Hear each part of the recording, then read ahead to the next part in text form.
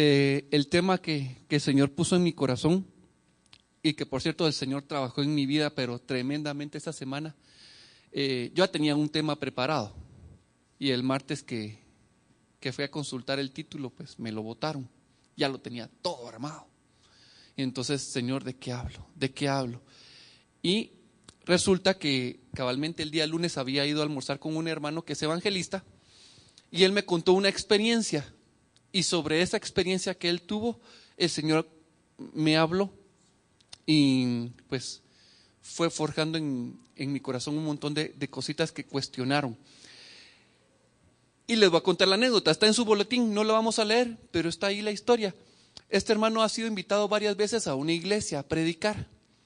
Y cada vez que va, él se ha dado cuenta que son bien legalistas, pero bien legalistas. Y entonces, que no puede predicar si las mangas están aquí, que no puede predicar si el cuello está desabrochado.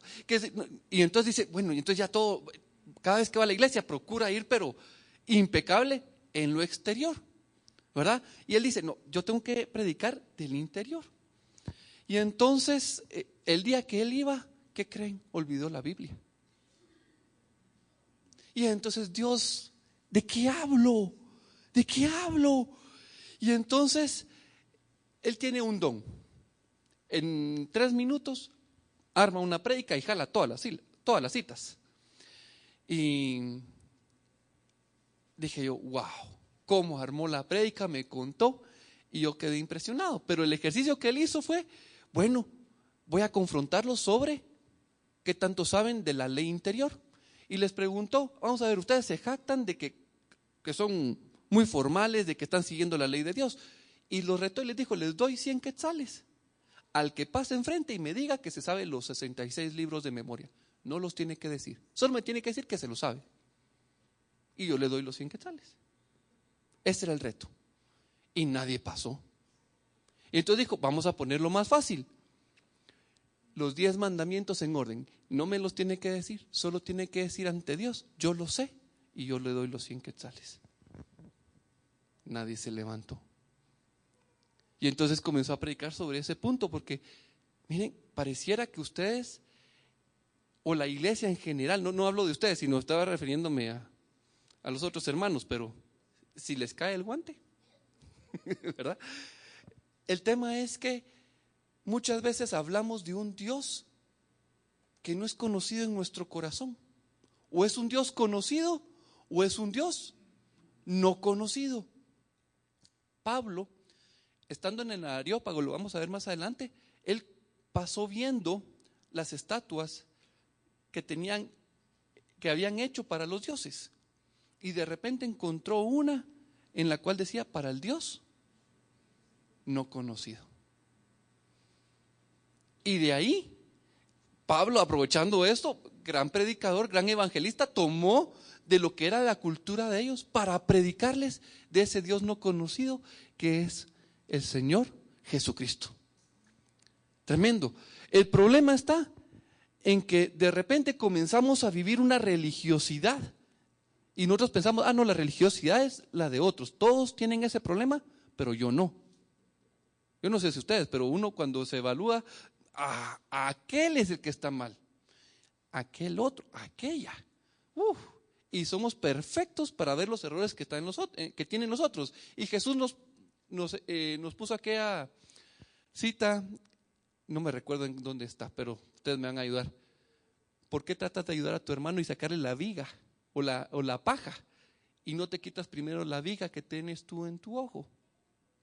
Siempre somos expertos para ver el problema que otros tienen, ¿verdad? El problema es que la palabra es buena, amén. Ella es infalible. El problema está en nuestro corazón, que la manipulamos y la malinterpretamos. Sin importar, la palabra sigue siendo buena, ¿verdad? Amén. Dice, toda la escritura es inspirada por Dios y es útil para enseñar, pero no enseñarle a otros, es para enseñarme a mí, para redarguir en mi corazón, para corregirme a mí y para instruirme en la justicia de Dios, porque Dios quiere llevarme a ser el hombre que Dios quiere que yo sea. Y eso es para cada uno de nosotros. Dios nos quiere llevar a la perfección de su nombre, para que seamos preparados para toda buena obra. Y aquí es donde comúnmente malinterpretan muchos. No sé si ustedes han oído el término de ingeniería inversa. ¿No? Ok. Ingeniería viene de la palabra ingenio. Tengo un problema y entonces yo tengo el ingenio para resolver ese problema. Y hay muchas formas de resolver el problema. Y hay momentos en que uno lo vuelve demasiado eficiente. Bueno, la ingeniería inversa no es la capacidad de resolver el problema del ingenio, sino la ingeniería inversa es: tengo un televisor o un equipo, lo compro, lo desarmo y comienzo a ver cómo funciona y comienzo a deducir para qué sirve cada cosa. Entonces es una ingeniería inversa. Estoy investigando cómo resolvieron el problema y de esa tecnología la duplico o la mejoro. Y eso es algo lo que sucede, porque leemos preparados para toda buena obra, y entonces nosotros pensamos que nosotros podemos comenzar a hacer buenas obras, y entonces con las buenas obras vamos a aprender, vamos a ser redargüidos, vamos a ser corregidos y vamos a ser instruidos. Pero no es así el orden. Y una cita que tal vez lo ejemplifica más, porque se ha vuelto una idea errónea en la mayoría de la iglesia, y muchos cristianos lo han malinterpretado, lo podemos ver en Santiago, porque Santiago nos habla de la fe y de las obras, y dice: tú dices que tienes fe, muéstrame tus obras, ¿sí? Y entonces la gente, ¿qué comienza a hacer? Obras. ¿Por qué? Porque quiere tener una fe y decir: yo tengo una fe porque yo hago buenas obras. Entonces yo voy a la cárcel, yo voy a ver a los enfermos, yo le doy de comer al hambriento, voy a ver a los niños huérfanos. Y entonces yo tengo una fe. Pero resulta que la fe, ¿cómo viene? Y el oír la palabra de Dios. Entonces, voy a usar el ejemplo de Abraham. Abraham oyó la voz de Dios y le dijo: sal de Ur, sepárate de tu familia. O sea, no de su esposa, sino de su parentela, su papá, sus cuñados, primos, y que se separara. Pero ¿qué pasó? Se le pegó uno, se llama Lot. Lot no recibió la indicación de salir de Ur y se fue con Abraham. Pero quien recibió la palabra fue Abraham. Y no nos vamos a enfocar en Abraham, sino en Lot, en este pequeño ejercicio. El tema es que Abraham no volvió a oír la voz de Dios hasta que se separó completamente de Lot. Y Lot, al separarse, ¿a dónde fue a terminar? A Sodoma y Gomorra. El llamado de salir era para Abraham. ¿Y Lot qué estaba haciendo? Siguiendo al que oyó la voz de Dios. Qué tremendo, ¿verdad? Porque Abraham estaba siendo obediente. Entonces tenemos que tener cuidado, porque muchas veces podemos enrolarnos en un ministerio, podemos enrolarnos en una actividad, y el llamado no es para nosotros, es para otra persona. Y lo importante es oír la voz de Dios. Y no solo oírla, obedecerla. Tener cuidado de que no nos estemos oyendo a nosotros mismos, o que no estemos oyendo la voz del mundo, sino que estemos plenamente seguros que es la voz de Dios. Porque si no, estamos haciendo una ingeniería inversa. Estamos haciendo obras para decir que tengo una fe. Cuidado.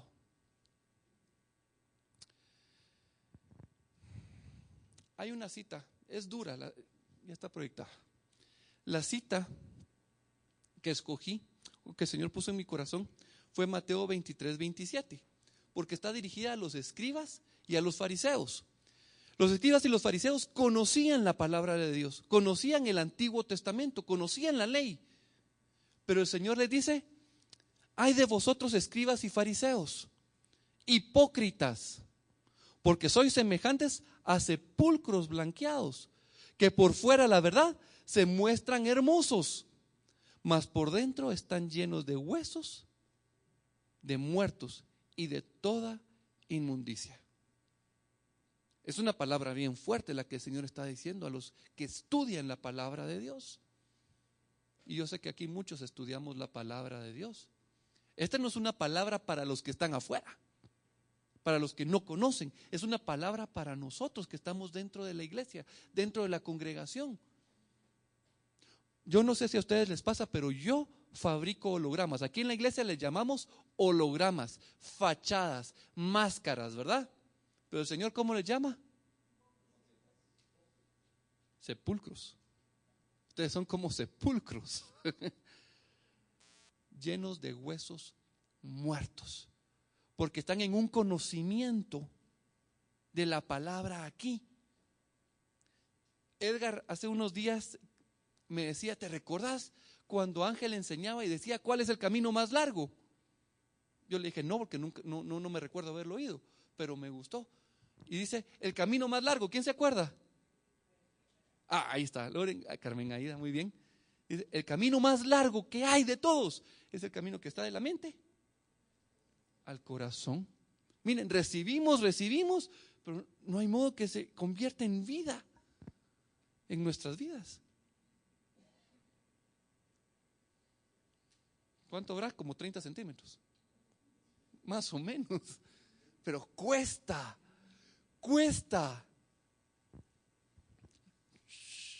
Un vuelterío. Traté de hacer un dibujo donde estaba un muñequito y hacía el recorrido y me iba, pero no quedó muy bien, entonces lo borré. El tema es, ¿conocemos o no conocemos al Señor? ¿O estamos en las obras? En casa Josué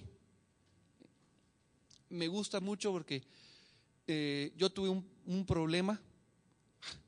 Yo no creo, yo decía yo no creo, pero cuando me presentaron este cuestionamiento dije, ok, ¿en qué creo?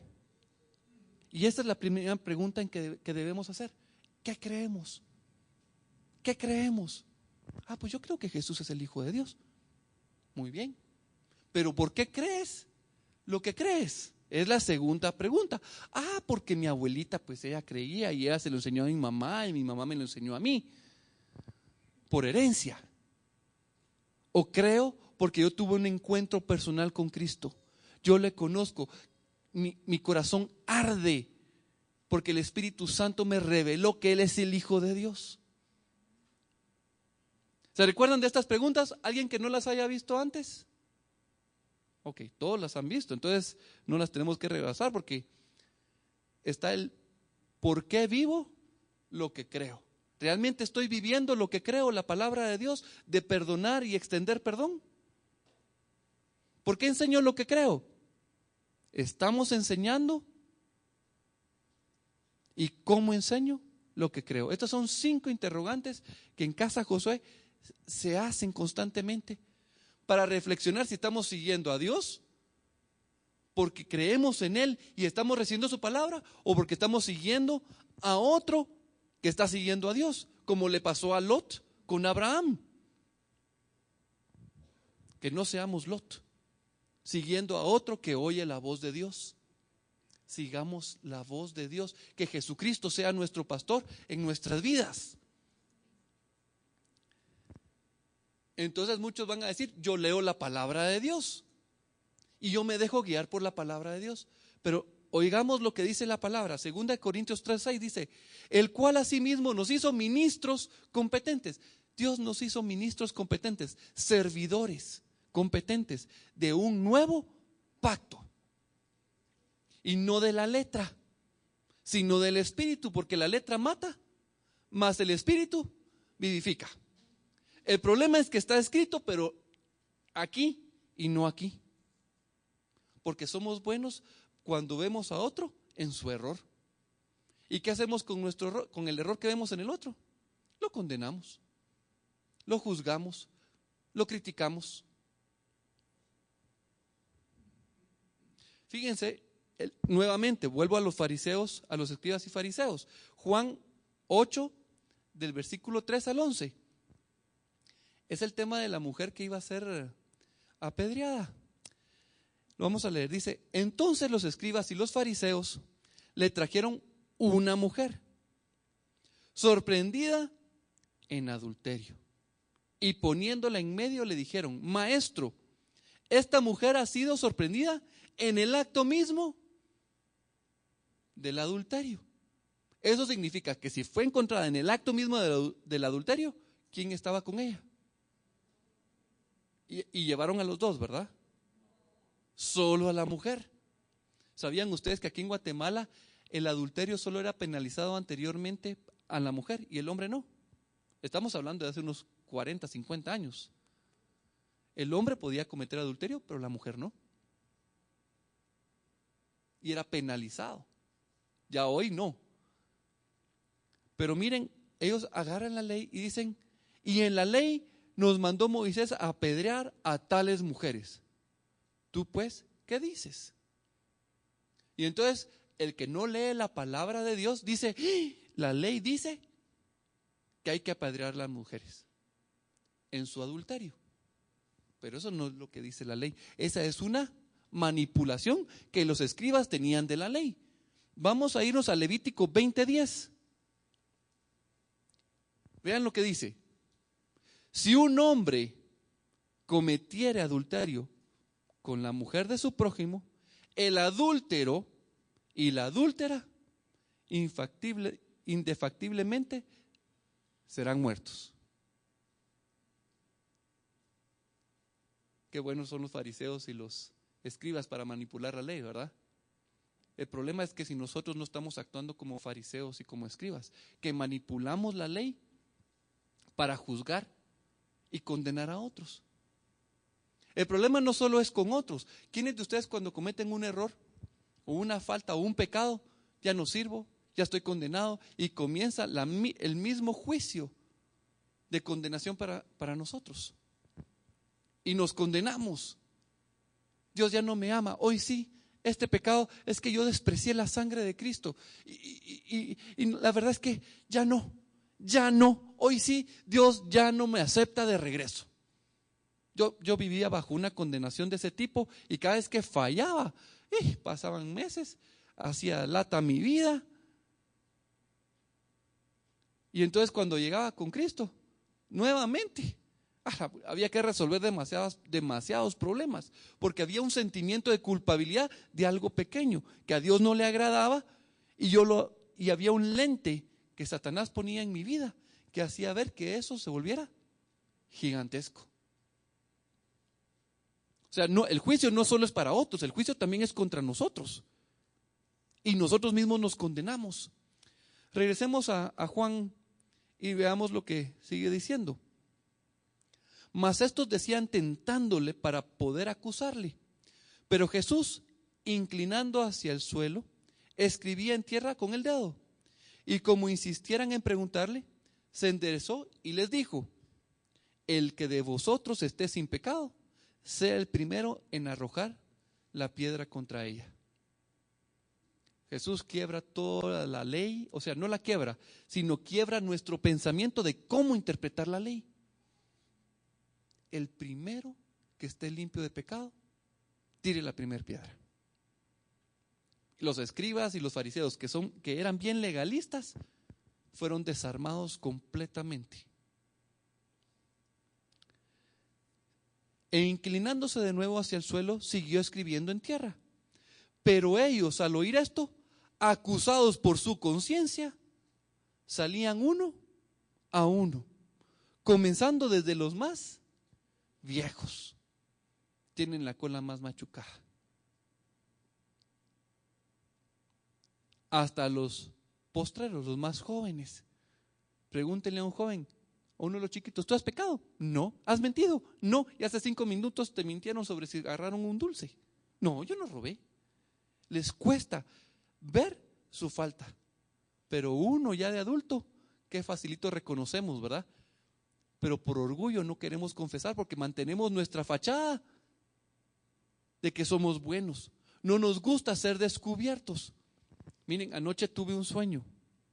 Se lo compartí a Marcela hoy en la mañana y le decía: mira, en mi sueño yo robaba. y me robaba unos pinitos chiquititos, unos pinos, unos arbolitos, porque quería sembrar en mi casa. Y entonces yo mismo me descubrí que yo movía una cámara de seguridad y luego me acercaba y alguien me decía: no robes. Ay, no voy a robar.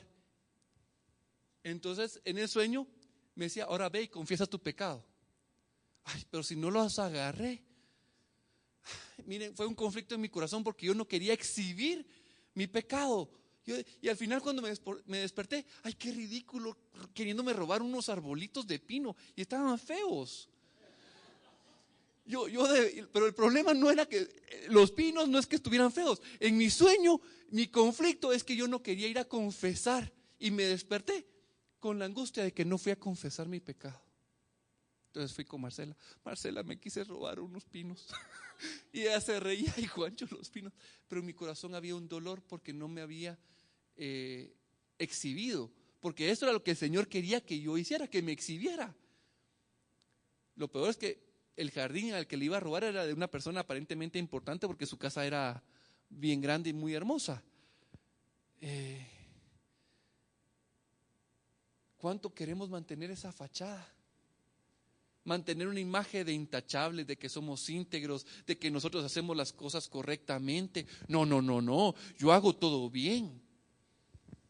Yo estoy conforme a ley, conforme a derecho, conforme a la palabra de Dios. Pero en mi corazón no soy obediente a lo que Dios dice que quiere que yo haga.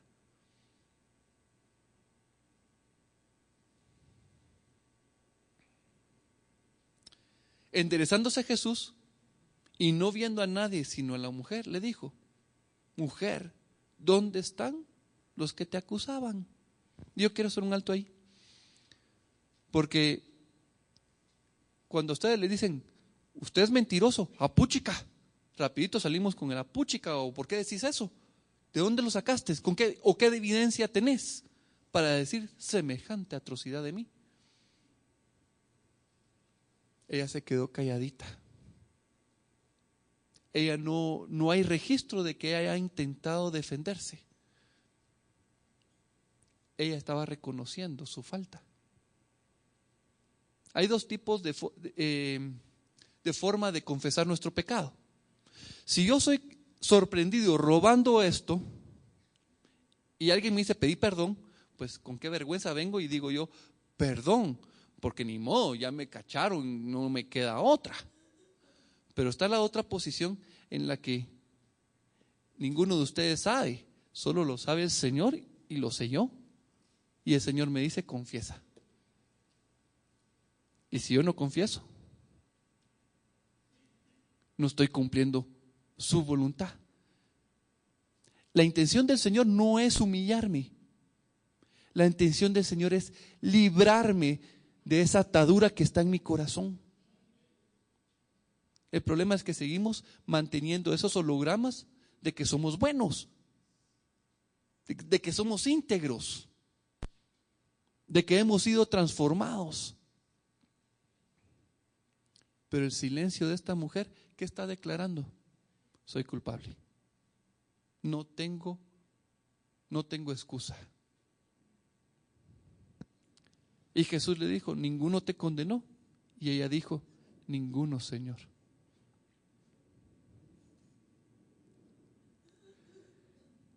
Entonces Jesús le dijo: ni yo te condeno.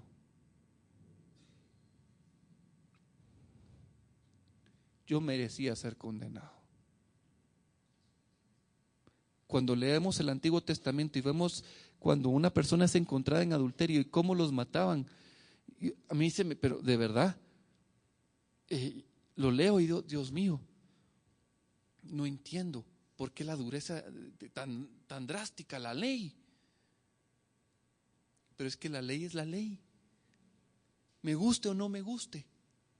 Pero Jesús declara: yo he venido a dar vida y vida en abundancia.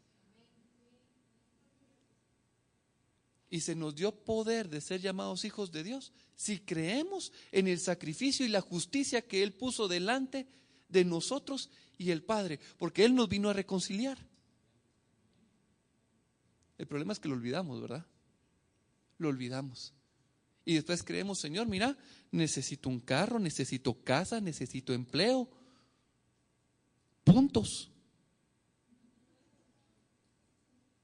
Y comenzamos a exigir. Y resulta que en lugar de nosotros ser los siervos de Dios, termina siendo el Señor siendo nuestros siervos. Olvidamos que Él no nos condenó. Lo olvidamos. ¿Y qué dice Jesús? No peques más. Consideramos a los fariseos y a los escribas como que ingratos ellos, ¿verdad? Pero ¿por qué no vemos a los discípulos? Ellos tienen una relación más personal con el Señor.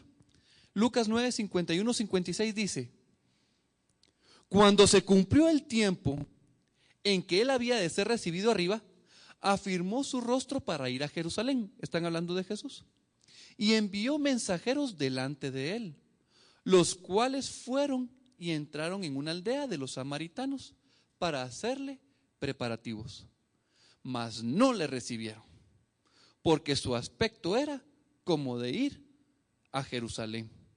Si no te querías quedar con nosotros, no te quedes, así que mejor andate. Y entonces uno diría, ok, estos samaritanos ingratos porque no quisieron recibir a Cristo. ¿Quiénes de ustedes han compartido con una persona de Jesucristo y la persona es dura, grosera, te dice que sos un farsante, que sos un mentiroso, que Cristo es falso? ¿Quiénes han topado con una persona así en su vida? Ok, terminamos de predicar, que se vaya al infierno. No se merece a Jesucristo la perla preciosa. Él la rechazó, de verdad, no se lo merece. Yo he salido dolido en mi orgullo porque me han respondido feo. Me recuerdo en una ocasión que le decía, el problema es que no querés recibir de Dios. No, me dijo. Lo que pasa es que yo no quiero recibir de vos. Oh, me dolió. Y entonces en mi corazón estuvo, ya no le vuelvo a hablar de Cristo. Que se friegue. Y ustedes dirán, este Juancho tan exagerado, pero no, mi consuelo es que no solo estoy yo, ahí está Juan y ahí está Jacobo, su hermano. Vean la respuesta que ellos dan. Dice, viendo esto sus discípulos Jacobo y Juan dijeron al Señor, ¿quieres que mandemos que descienda fuego del cielo como lo hizo Elías y los consuma?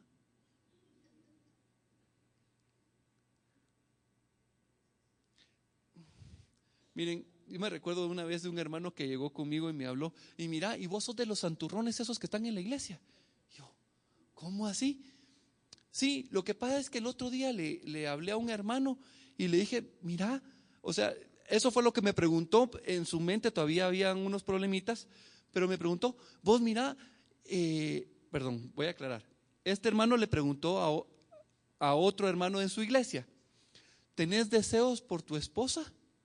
Y entonces el otro le dijo, no, yo ya no peco, le dijo. Y entonces el otro, santurrón. Entonces venía con la pregunta para evaluarme y meterme zancadilla. Entonces ya después entramos y comenzamos a platicar la palabra de Dios y le dijimos, ya comenzamos a descubrir que realmente no se trata de santurrón o no, se trata de que yo le rinda mi vida al Señor y lo que hay en mi corazón. Yo ya no debo de ver en mi corazón con los ojos de mi carne. Tengo que comenzar a ver con sus ojos y amar. Si el Señor lo hizo, es bueno. El problema es cómo lo vemos.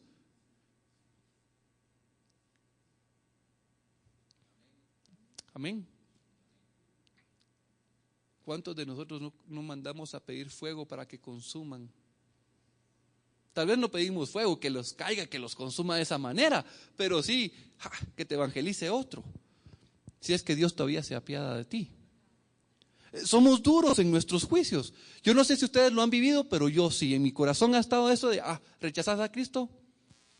Una vez me enojé en la universidad, si me permiten compartir. Estaba en la universidad y me estaba yendo muy bien predicando el evangelio. Y los patojos vinieron y recibieron a Cristo y hubo un derramamiento, una convicción de pecado, se arrepintieron y yo, wow, fui a predicarle a otro grupo de jóvenes y wow, yo estaba sorprendido de lo que Dios estaba haciendo. Y de repente me tocó un grupo de 2 hombres y una chica y comencé a predicarles Y a todo lo que les decía se burlaron. A todo. Y entonces, ¿saben qué? Al final terminé, no, pero miren, estaba, pero ya no enojado porque no estaban recibiendo a Cristo, porque sino que se burlaban de mí, de mi nombre. No estaba pidiendo ofrenda, no estaba nada.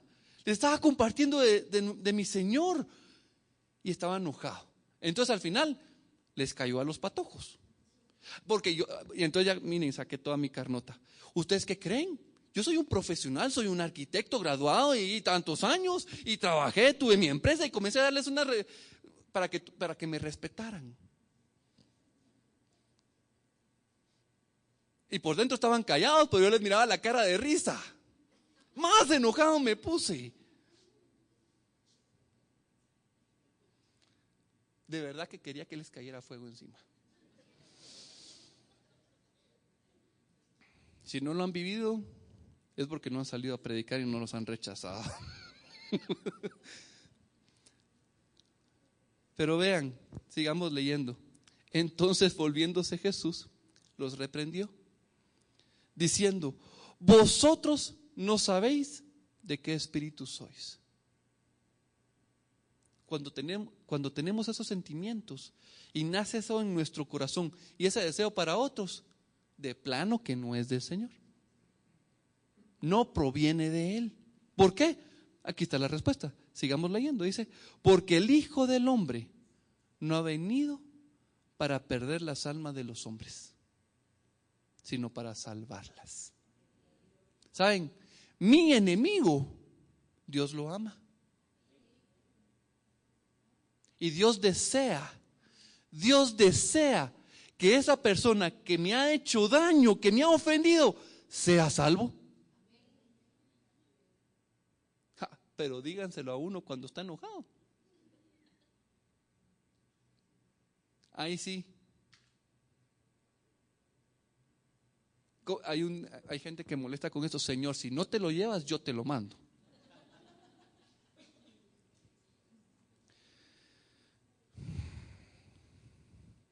¿Estamos realmente unidos a la voluntad del Padre? Isaías 55:8 dice: sus caminos superiores, sus pensamientos superiores, los míos a flor de tierra, y nunca se juntan. Y le digo: Señor, te voy a incluir en mis planes. Ay, Dios mío, mis planes están atroz, están en contra de su voluntad, no encajan. Ahí está Jacobo y Juan, sus pensamientos abajito.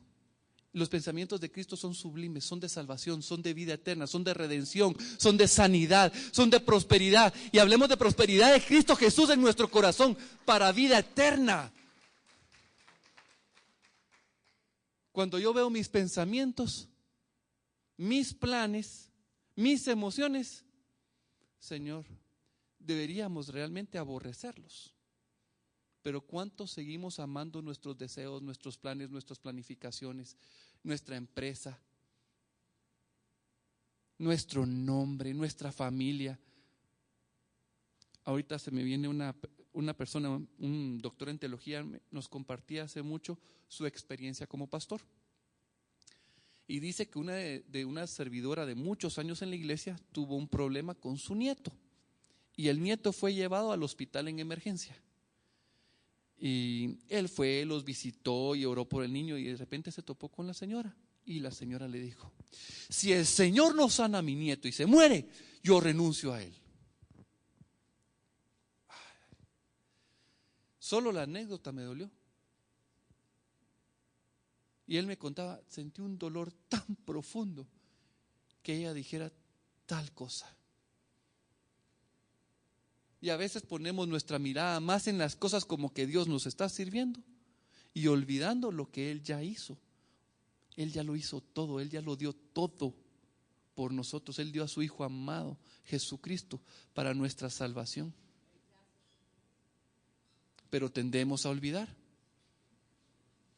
Alma mía, no olvides ninguno de sus beneficios. No olvides ninguno de sus beneficios. Me he topado que cuando predicamos siempre saco, ¿quién ama a Dios? Y todos aman a Dios. Y entonces tratar de convencerlos de que que no aman a Dios, se me ha vuelto realmente complicadísimo. Entonces decidí ya no predicar el primer mandamiento, comienzo por el último, luego por el 9. Se saben los mandamientos, ¿verdad? ¿Cuál es el último? No codiciarás, no mentirás, no robarás, no cometerás adulterio, no matarás. 5, honrar a padre y madre. 4, santificar las fiestas del Señor. No, tenemos el problema con la ley de cómo lo presentan los católicos y cómo está en la palabra de Dios. Entonces el 4 es santificar la fiesta del Señor. El 3 es no usar el nombre de Dios. No te harás ídolos. Y el 1, reconocer que el Señor es uno. Y el Señor lo resume, que el primer mandamiento es amar al Señor. Entonces, con todos los mandamientos al final llegamos a la conclusión de que no lo amamos. Solo plantéenle los 9 mandamientos y ellos te van a decir al final, la verdad es que no lo amamos porque no cumplimos ninguno de sus mandamientos.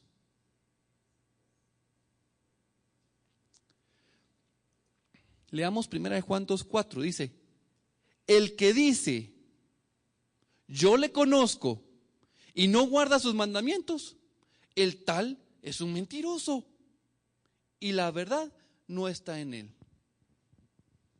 Mucha gente dice, mi fe, es que mi fe es verdadera. ¿Y en qué creen? Nos justificamos más a nosotros en lo que creemos o en lo que sabemos que en lo que el Señor quiere revelarnos a nosotros mismos. Y entonces obedecemos más nuestros deseos que lo que Él quiere. Romanos 12:2. ¿Podemos abrir la Biblia? ¿No traigo esa cita?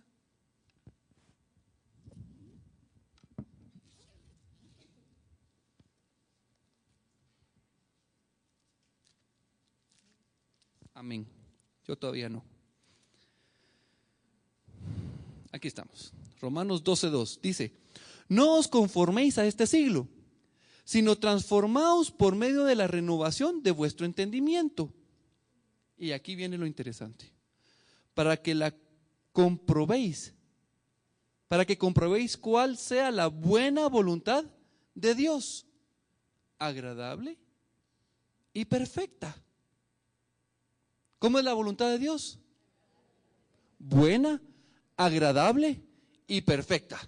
Ok, regresémonos en el tiempo. Cuando estaban persiguiendo a los cristianos y los metían en circos romanos y los ponían con los leones, o los amarraban y los usaban como antorchas en la fiesta de los romanos. Lo bueno, lo agradable y perfecto, ¿dónde está ahí? Ahí no está lo bueno, ni lo agradable, ni lo perfecto de Dios. ¿Sí o no? Uy, Dios, los dejé con dudas. ¿Está lo bueno, agradable y perfecto de la voluntad de Dios ahí? Hay confusión, ¿verdad? Porque ¿cómo va a ser posible que Dios quiera que yo sufra? Tenemos problemas para entender eso, ¿verdad? Ok. Si yo no estoy con Cristo, ¿qué me va a pasar? ¿Y cómo va a ser mi vida? Con sufrimiento. Eso sería sin Cristo. Vamos a ponernos aquí. Sin Cristo, yo tengo una vida con sufrimiento. En esta vida y eterno. Ok. Pero con Cristo, ¿cómo va a ser mi vida ahorita? ¿Cómo? Con sufrimiento aquí, pero con vida eterna y gozo allá. Ok, pero Jesús dijo que iba a ser mi paz y mi gozo, a pesar de las aflicciones. Sin importar, porque mi felicidad no está en las circunstancias, mi felicidad depende de Él. Podemos ver, yo en este mundo, miren, porque a veces decimos, si recibís a Cristo en tu corazón, vas a ser más feliz. Tus problemas se van a acabar. ¿Es cierto eso? Los problemas ya se acabaron. Ya no tienen problemas económicos. O sea que con Cristo seguimos teniendo problemas. Con Cristo nos siguen rechazando. Y ahora nos rechazan más por causa del nombre del amado. Yo tengo la opción de decir, ¿sufro por mis propias decisiones o sufro porque te amo? Y seguirlo a Él, ¿qué implica? Amén. Tomar tu cruz. Mucha gente piensa, toma tu cruz y sígueme. Y entonces se toman su crucecita y la están chilereando. La cruz no es para chilerear o para decir yo soy cristiano. La cruz, Jesús tomó su cruz ¿para qué? Para morir. Y cuando Jesús nos dice, toma tu cruz y sígueme, vamos atrás con Él. Para morir a nuestros deseos, para morir a mis antojos. El problema es que eso no me gusta. Y apuesto que a ustedes tampoco. Porque dejar de ver tele, dejar de oír la música que a mí me gusta, dejar de leer los libros que a mí me gusta, de salir con los amigos, dejar de dormir. O sea, miren, el Señor quiere ser lo primero en tu vida. Y eso implica que si tú necesitas levantarte a las 5 de la mañana para hacer todo lo que tenés que hacer y llegar a tu trabajo, quiere decir que te tenés que levantar un poquito antes para que Él sea lo primero en tu vida. Y entonces poder levantarte. Claro, lo estoy predicando, pero me cuesta. No crean que yo soy de los que, sí, Señor, yo todos los días me levanto a las 3 de la mañana, 4 y orando. No, vieran que de verdad me cuesta. Y a veces me levanto, ya no me da tiempo, Señor. O y si no, y salgo corriendo. O a ustedes no les pasa. Es que si no jugamos a ser santurrones, pues. Jugamos a seguir manteniendo esa fachada de sepulcro blanqueado. ¿Y qué creen esos sepulcros blanqueados? En Jeremías, ¿qué dice que son? Mis muros están delante de ti. Estoy haciendo una fachada. Y entonces no dejo que la obra del Señor se haga en mi vida. No le estoy rindiendo lo que Él quiere que yo le rinda. A veces pensamos que somos ricos, que estamos bien, porque el Señor ha bendecido nuestras vidas, ya estamos súper. Pero ¿qué dice Jesús a la iglesia de la Odisea? Miserable, pobre, desventurado, ciego, desnudo. Estás en lo peor. ¿Sabes qué tienes que hacer? Comprar oro de mí. Vayan y díganle a alguien en la calle que no tiene dinero, mira, cómprame oro. ¿Qué te pasa? No tengo ni siquiera para el pan. No suena lógico, ¿verdad? Pero Jesús nos lo dice. ¿Con qué compramos el oro? Entregándole nuestra miseria, entregándole nuestra desnudez. Señor, mi pecado, yo lo rindo. Si yo no rindo mi pecado, lo estoy conservando. Y esa es mi riqueza. Pero si yo lo rindo a los pies de la cruz de Cristo, ¿qué creen que estoy haciendo? Comprando oro. Cuando yo retengo mis fortalezas, mi orgullo, mi vanidad, mi soberbia, mi altanería, mi pereza, mis gustos, lo que yo deseo, ¿qué estoy haciendo? Dejando de comprar oro.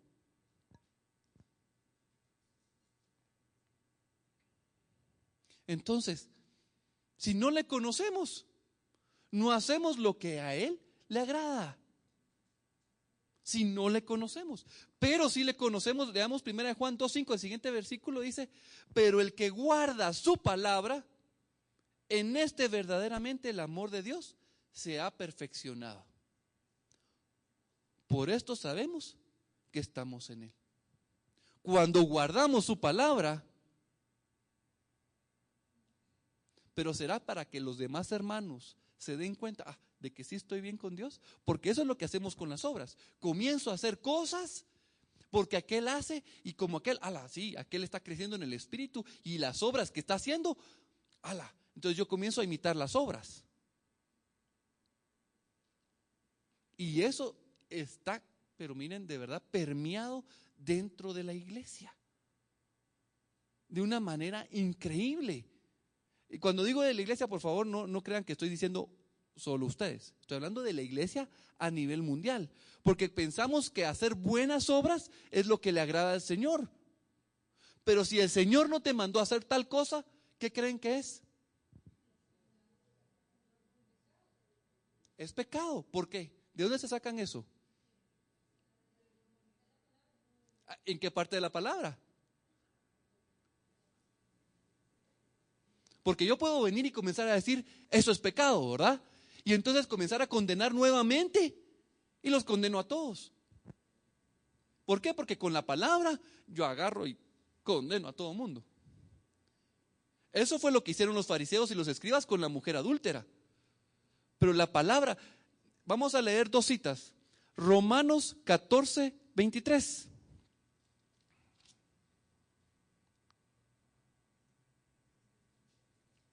Aquí estamos. Una hojita más, ahí está. Pero dice, pero el que duda sobre lo que come es condenado, porque no lo hace con fe. Nuevamente, ahora esta es la parte interesante, dice, y todo lo que no proviene de fe es pecado. ¿Y cómo proviene la fe? O sea que tiene que venir de Dios la indicación para que tú hagas algo. Si yo vengo y comienzo a dar todo mi dinero, dice Pablo en 1 Corintios 13, ¿verdad? Si yo diera hasta mi vida y no tengo amor, ¿qué es el amor? El amor no es un sentimiento. El amor es Dios. Dios es amor. Él no tiene amor, Él es amor. Yo puedo venderlo todo, pero si no lo tengo a Él, no tengo su voluntad, de nada sirve. Nada sirve.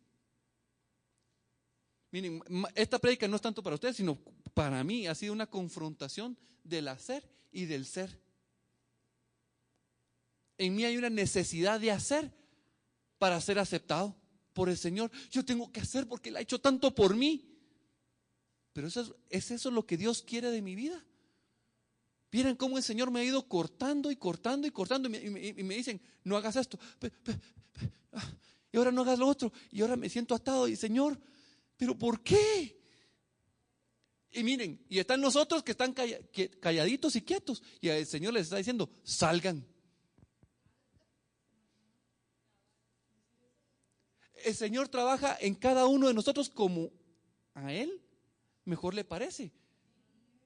A unos les da una libertad financiera increíble. Y a otros los tiene pero apretaditos, Señor, no me alcanza. No son el mismo camino, no porque yo estoy viviendo una situación, la otra persona tiene que pasar lo mismo que yo estoy viviendo para decir que él está bien. Que es lo que comúnmente hacemos, ¿verdad? Primero yo. Si no están predicando la palabra de Dios, si no salen en la calle, todos están mal, ¿oyeron? Por supuesto, si yo sí estoy saliendo a predicar. Entonces vivo en una imagen de mis obras. Pero estaré viviendo conforme a la voluntad de Dios. Estaré guardando su palabra. Estaré viviendo como Lot, siguiendo al que va adelante, porque a él oye la palabra de Dios, pero yo no la oigo.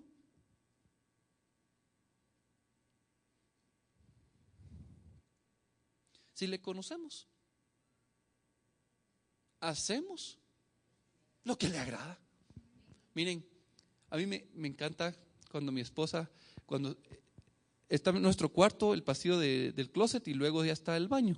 Y comúnmente yo no dejo cerradas las puertas, me estoy rasurando y de repente ella me dice, ¿qué estás pensando? ¿Verdad que estás pensando tal cosa? Y yo, ¿cómo me descubrió? Me conoce. Me conoce. ¿Con quién estás peleando? Me dice. Ay, porque de plano estoy haciendo contra el espejo, ¿verdad? Eso se llama conocer. ¿Qué le agrada? ¿Qué no le desagrada?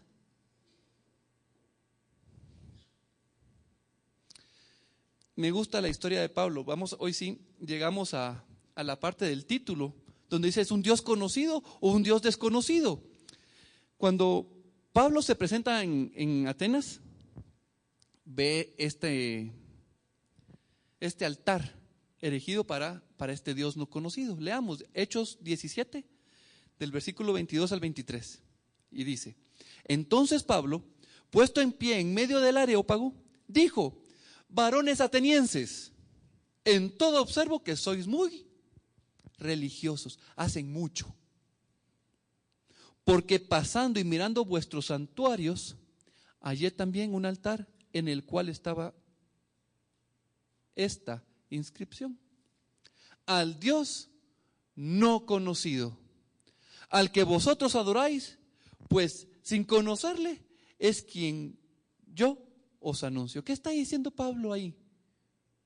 Ustedes desconocen y yo conozco a ese Dios. Es un Dios palpable para mí. Él me perdonó, Él me salvó, Él me redimió,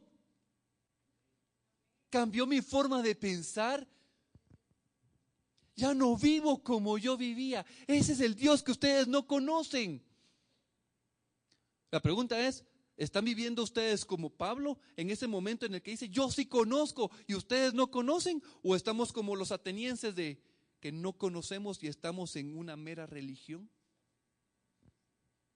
¿O conocimos a Cristo y nos hemos olvidado de esa relación, de ese primer amor? Que ese es el problema que tiene la iglesia de Éfeso. En Apocalipsis, tus obras son buenas, pero te olvidaste de tu primer amor. Te olvidaste. Yo soy el primero. Tú no necesitas hacer nada para agradarme a mí con obras. ¿Qué quería hacer David? Construir un templo para hacerle morada a Dios. ¿Y qué le dice Dios? Yo no necesito un templo para habitar. ¿Acaso me puede contener un templo? Pero eso quieres hacerme, lo va a hacer tu hijo, no lo vas a hacer tú. Y al final Dios permite que el templo sea destruido. El deseo de David de construirle un templo a Dios fue destruido. Y era lo más preciado que tenía Jerusalén, el templo. ¿Qué hicieron? Se olvidaron del Señor y se jactaron más en sus obras, en su ritual, en lo que ellos tenían, en su pasado de gloria. Me pregunto, miren, hacer el cuestionamiento si ustedes han vivido eso, pero yo sí lo he vivido. Yo no puedo decir si no lo han vivido, entonces están mal. No, el tema es, si estamos con el Señor, gloria a Dios. Pero si creemos que nuestras obras son más importantes que el Señor, ya estamos mal. Ya estamos mal. ¿Cómo está nuestra relación con el Señor? ¿Ha ido bajando el fuego? ¿O siguen con aquello? Miren, yo me recuerdo siempre de un hermano en un retiro que recibió a Jesús. Y miren, gracias Señor, gracias. Y brincaba, pero de verdad no había quien lo parara. Y decía, gracias. Y me impresionó. Dije, Señor, ¿está agradecido? Es obvio, no lo puede contener. Y después,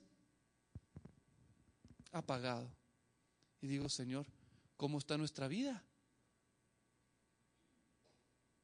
Tu fuego ha mermado en mi vida. Pero ustedes saben, ¿se recuerdan que cuando hicieron el tabernáculo, hicieron el templo de Salomón? ¿Quién encendió el fuego? Dios encendió el fuego para el primer sacrificio. Tanto en el tabernáculo como en el templo. En las dos ocasiones Dios lo hizo. Pero obligación de quién era mantener el fuego? De los sacerdotes. Es nuestra responsabilidad mantener el fuego avivado en nuestras vidas. Ya no me acuerdo si fue San Agustín o Lutero quien lo dijo, pero decía, si yo dejo de orar un día, quien se da cuenta es el Señor y yo. Si dejo de orar unos días, quien se da cuenta es mi familia. Y si dejo de orar ya un mes o más tiempo, ¿quién se va a dar cuenta? Todo el mundo.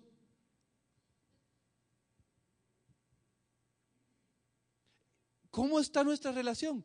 Miren, las prédicas, el compartir la palabra siempre tiene que llegar a nuestro corazón de una manera u otra. Estamos en una etapa de preparación, de confrontación, para rendirle al Señor todo lo que no le agrada. Todo lo que no le agrada.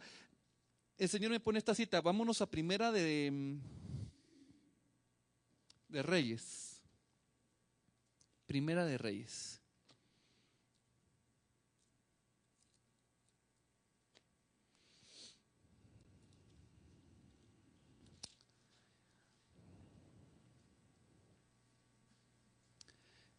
Muerte de David, Salomón afirma su reino, pide sabiduría, creo que va a ser 6. Comienza a edificar el templo Salomón.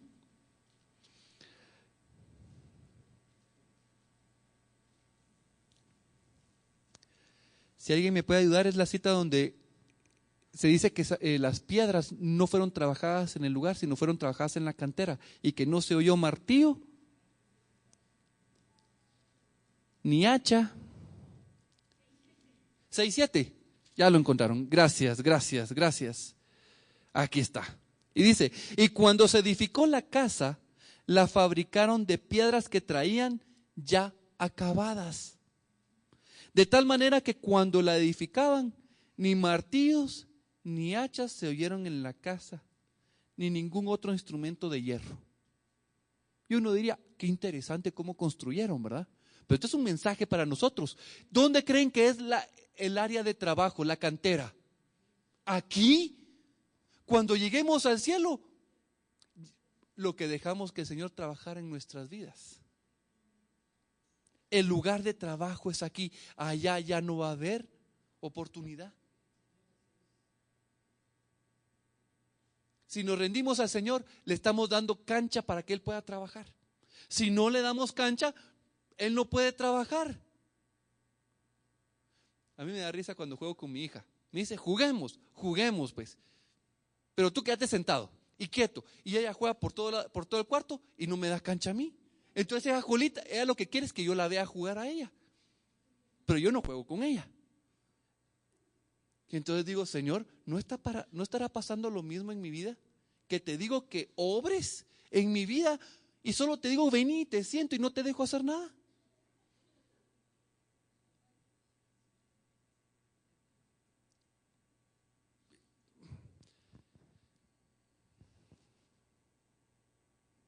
¿Es un Dios conocido?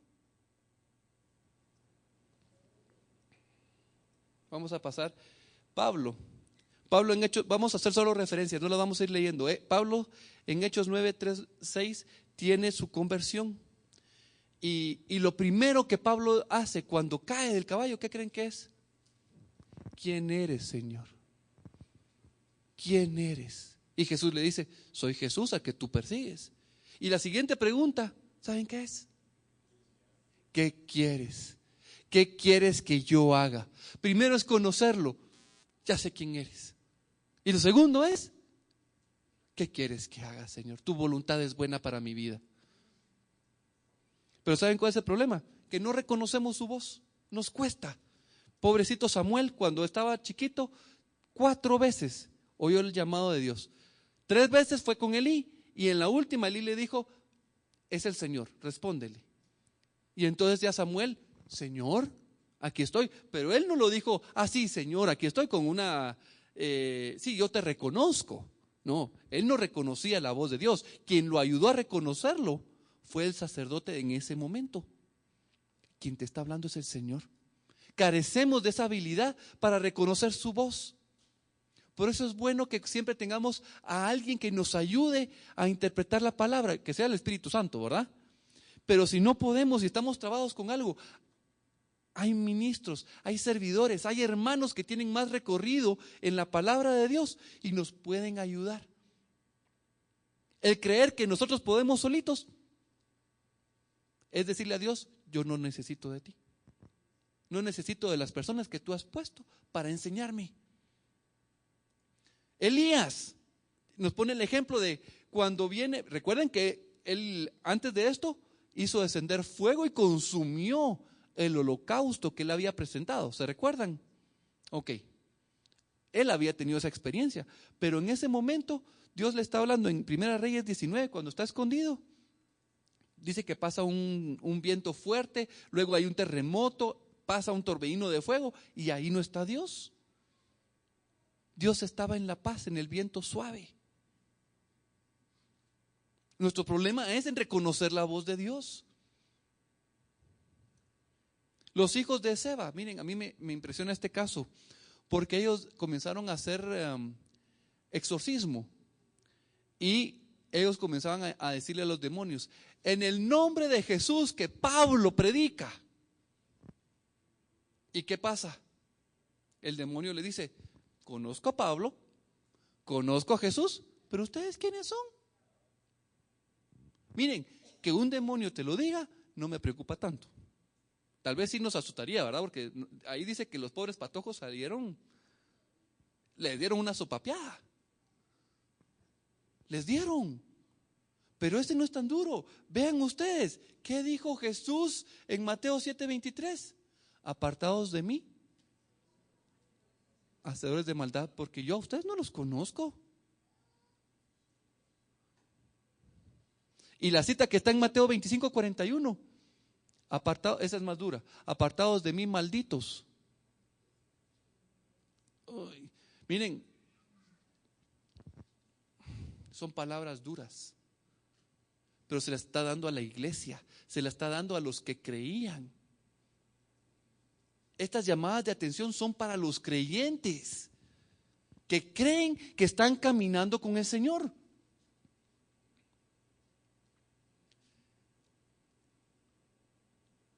El Señor, después de que instituyó los sacrificios, Él puso, miren, aquí está el altar de bronce, aquí está el lavacro, aquí están todos los muebles, aquí está el tabernáculo, ustedes tienen que presentarse de esta manera, tienen que presentar los sacrificios de esta manera. Llegó el punto a decir, estoy asqueado de sus sacrificios. Dicen que me aman, pero no me aman. Dicen que me conocen, pero no me conocen. Pero ahí está lo que el Señor dice en Jeremías 9:23. Así dijo el Señor: no se alabe el sabio en su sabiduría, ni en su valentía se alabe el valiente, ni el rico se alabe en sus riquezas. ¿Qué nos está diciendo el Señor? No se jacten de nada de lo que ustedes hacen, de lo que ustedes tienen, de lo que han podido hacer. Jáctense solo en esto. Mas alábese en esto el que se hubiere de alabar, en entenderme y conocerme. Que yo soy el Señor, que hago misericordia, juicio y justicia en la tierra, porque estas cosas quiero, dice el Señor. ¿Se recuerdan de Marta y María? Marta estaba afanada con los quehaceres de la casa, en atender a los hermanos, en atender que todos estén bien cómodos, que estén bien ubicados, que el ambiente esté fresco. ¿Y qué dice? A la puchica, María no me ayuda en nada, está sentada oyendo la palabra de Dios. ¿Y qué le dice Jesús? Ella ha escogido la mejor parte. Con esto no estoy diciendo ya no hagamos obras. Lo que estoy diciendo es, oigamos la voz de Dios para nuestra vida. ¿Qué es lo que Él desea? Porque si estoy haciendo cosas que no tengo que hacer,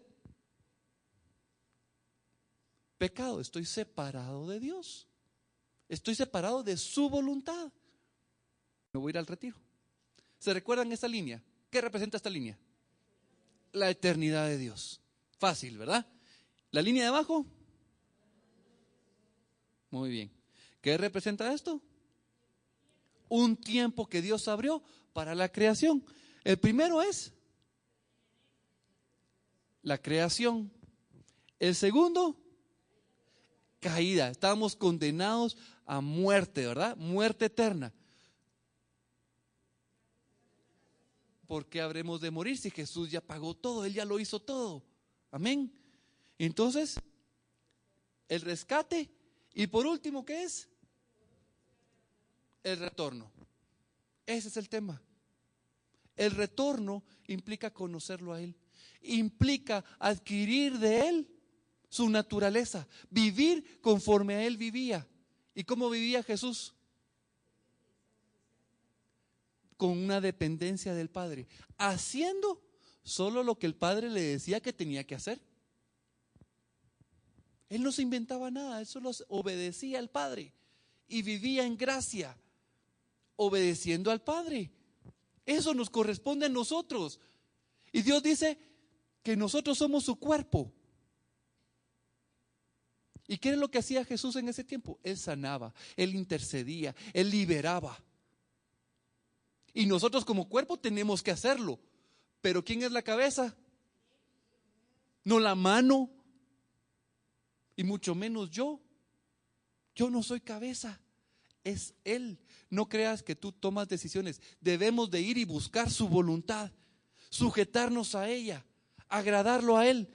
Retorno equivale a decir santidad.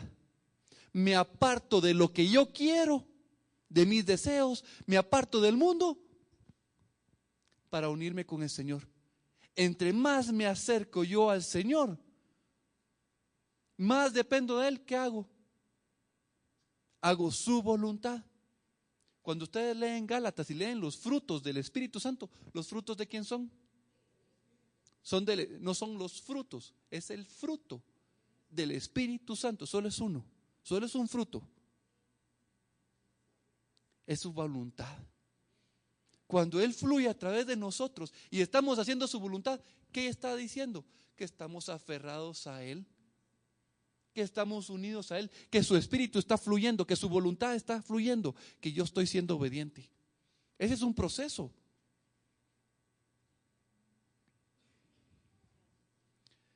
El problema es que compramos, la verdad es que no compramos. Vamos a regresar un segundito aquí. Entre el círculo negro y el círculo amarillo está la salvación. ¿Sí? ¿Cuánto nos costó? Nada. Pero desde el momento que somos salvos a la santidad, ¿cuánto nos cuesta? Proverbios 23:23a dice, compra. ¿Qué significa eso? Hay un sacrificio. Dios dice, deja, pero a mí me gusta. Señor, es rendirme a que Él haga su vida. Señor, yo no puedo dejar lo que a mí me gusta. Yo no puedo, me encanta. Miren, Pablo decía, lo que quiero no hago y lo que no quiero hago. ¿Qué problema para Pablo, verdad? No, qué problema que estamos metidos nosotros ahorita, porque él ya pasó. Pero nos dejó un mapa en el cual nos hace ver que tenemos que comprar. La parábola del tesoro escondido, de la perla, ¿qué dice? Vendamos todo lo que tengamos y compremos esa perla preciosa. ¿Añoramos estar con Cristo? ¿Qué tanto? ¿Estamos vendiendo toda nuestra pobreza, toda nuestra miseria? ¿O seguimos atesorando nuestras actitudes, nuestro orgullo?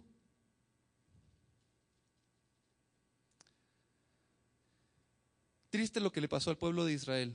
Habla tú con Dios y nosotros vamos a hacer lo que Él te diga. Eso fue lo que le dijo el pueblo de Israel a Moisés.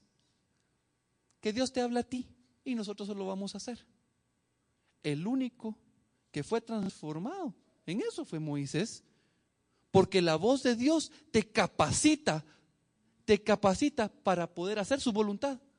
Si tú no oyes la voz de Dios y solo la oyes de otro, ¿qué crees? No recibes la capacitación. Debemos de pedirle a Dios que Él mismo nos hable para que haya esa transformación en nuestras vidas, para que venga ese convencimiento. Y por último, me gusta esta cita. Génesis 8:21. Es cuando Noé hizo el sacrificio y llegó olor agradable a Dios. Y dice que el Señor percibió olor grato. Y entonces dijo en su corazón. ¿Me oyeron ahorita lo que dije en mi corazón? ¿Cómo se hace para oír el corazón de alguien? Conociendo a esa persona. Quien escribió Génesis pudo oír el corazón de Dios. Dios no quiere destruirnos. Dios no manda a nadie al infierno. Uno solito se va. Pero Dios quiere que lleguemos al conocimiento pleno de su nombre, no solo a salvos. Dios quiere transformar nuestras vidas y darnos lo mejor. El problema es que nosotros somos los que tenemos nuestra mano, nuestros muros, le decimos talk to the hand. ¿Han oído ese dicho, verdad? Habla con la mano. ¿Cómo está nuestro corazón el día de hoy? Cerremos nuestros ojos.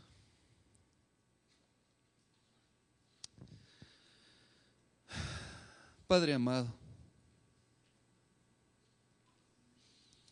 Jesús, mis muros están levantados contra ti. Mis oídos, Señor, mis ojos, mi ser completo, Señor, está en oposición a ti. Una y otra vez, Señor, yo digo en mi mente, quiero servirte, quiero adorarte, quiero hacer tu voluntad, Señor, pero son palabras del diente al labio. Todo el conocimiento, todas las prédicas, Señor, se han quedado en mi cabeza, se han quedado en mi mente. Y no hay forma, Señor, en que bajen a mi corazón.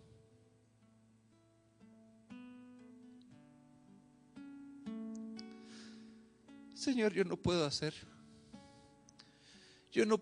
que el conocimiento baje a mi corazón. Yo necesito de ti. Necesito ser renovado en mi mente. Necesito ser renovado en mi corazón. Necesito ser renovado completamente, Señor. Yo te necesito, Señor.